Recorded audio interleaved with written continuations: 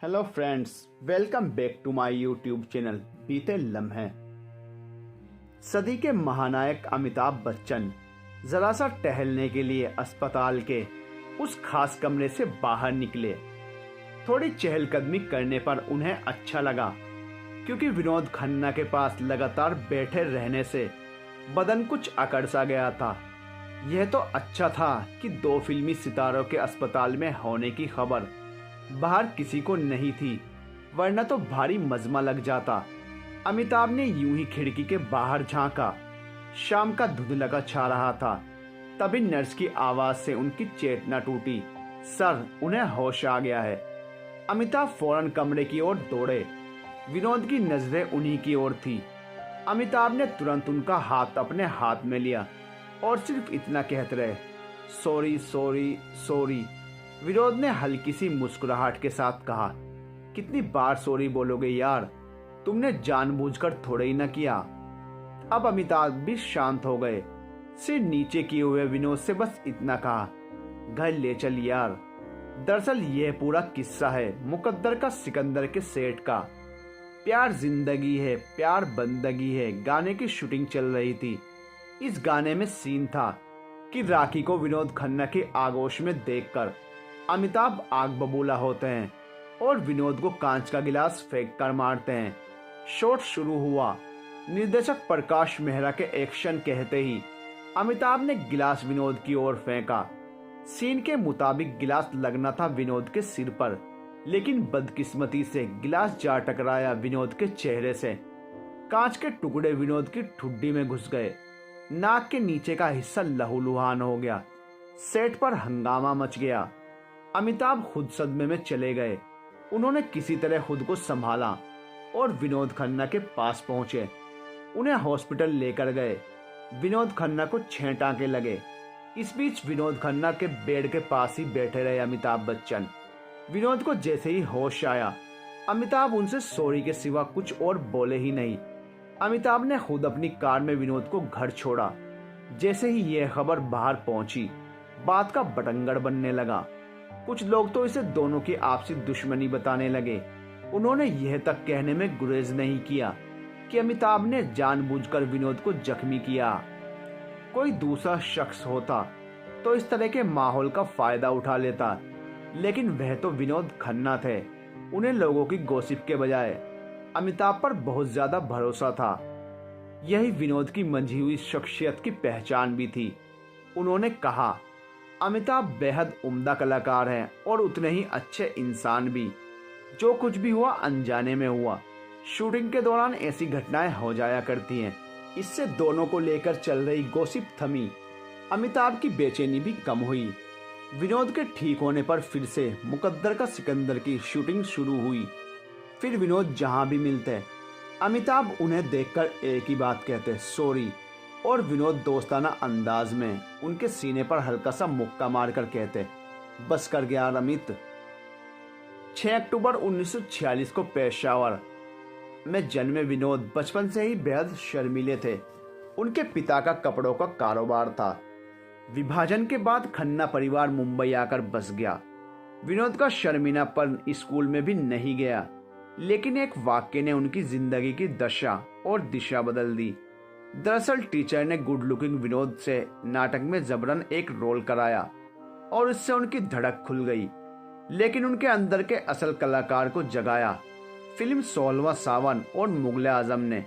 इन दोनों फिल्मों को देखने के बाद विनोद ने तय कर लिया कि वह एक्टर ही बनेंगे।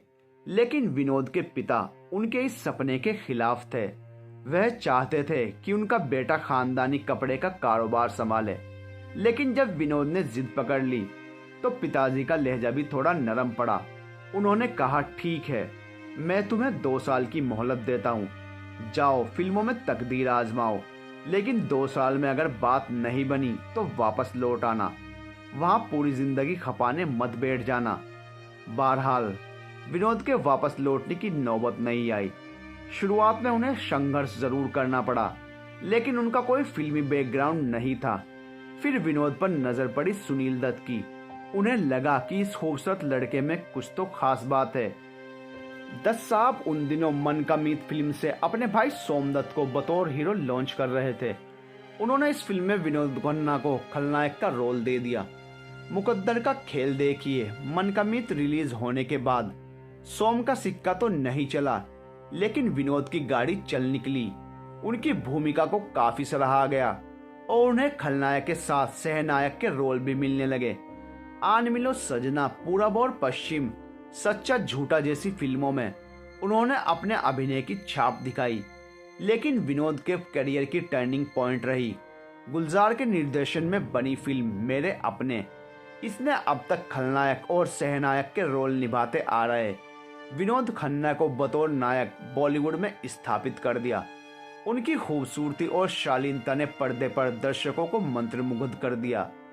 उस दौर के तमाम बड़े नामी मल्टी स्टारर फिल्मों से दूर रहने की कोशिश करते थे कि कहीं वे सितारों की भीड़ में खो न जाएं। लेकिन विनोद खन्ना को यह डर कभी नहीं रहा। उन्होंने अमिताभ बच्चन, राजेश खन्ना और सुनील दत्त जैसे बड़े सितारों के साथ काम करना जारी रखा। अमिताभ के साथ तो उन्होंने हेरा फेरी, खून पसीना, अमर अकबर एंथनी और मुकद्दर का सिकंदर जैसी ब्लॉकबस्टर फिल्में दी। विनोद का स्वभाव ऐसा था कि हर कोई उनका दोस्त बन जाता। उनके सबसे करीबी दोस्तों में से एक थे फिरोज खान।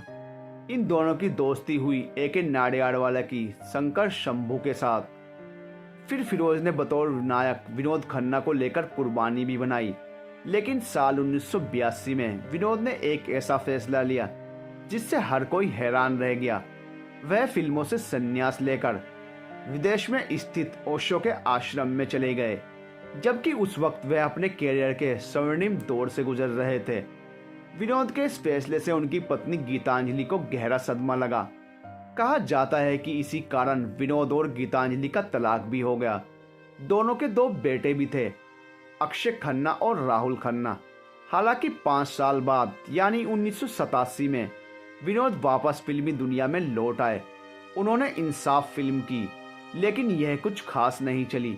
फिर उनकी मदद के लिए आए फिरोज खान। फिरोज ने विनोद और माधुरी दीक्षित को लेकर दयावान बनाई। यह फिल्म चर्चित जरूर रही, लेकिन इसे भी ज्यादा कामयाबी नसीब नहीं हुई। इसी बीच विनोद खन्ना ने कविता दफ्तरी से दूसरी शादी कर ली। फिर विनोद चरित्र भूमिकाएं करने लगे। उन्होंने सलमान खान की कई सफल फिल्मों में यादगार रोल किए हैं। इनमें दबंग सीरीज और वांटेड जैसी फिल्में शामिल हैं। विनोद की सियासी पारी भी काफी सफल रही। वह अटल बिहारी वाजपेयी सरकार में मंत्री भी रहे। फिरोज खान ने जरूरत के वक्त हमेशा विनोद की मदद की। इन दोनों की दोस्ती की मिसाल आज भी दी जाती है। इसे भी अजीब इत्तेफाक ही कहेंगे कि दोनों की मौत एक ही बीमारी और एक ही तारीख को हुई। फिरोज ने कैंसर की वजह से 27 अप्रैल 2009 को आखिरी सांस ली। इसके ठीक 8 साल बाद यानी 27 अप्रैल 2019 को विनोद ने भी इस दुनिया को अलविदा कह दिया। वजह थी बीमारी कैंसर। दोस्तों, कैसी लगी आपको हमारी ये वीडियो हमें कमेंट करके ज़रूर बताइए। और अगर आपको हमारी वीडियो अच्छी लगती है तो प्लीज़ हमारे चैनल को सब्सक्राइब कीजिए। वीडियो को अपने फ्रेंड्स के साथ शेयर कीजिए। मिलते हैं नेक्स्ट वीडियो में, तब तक के लिए गुड बाय।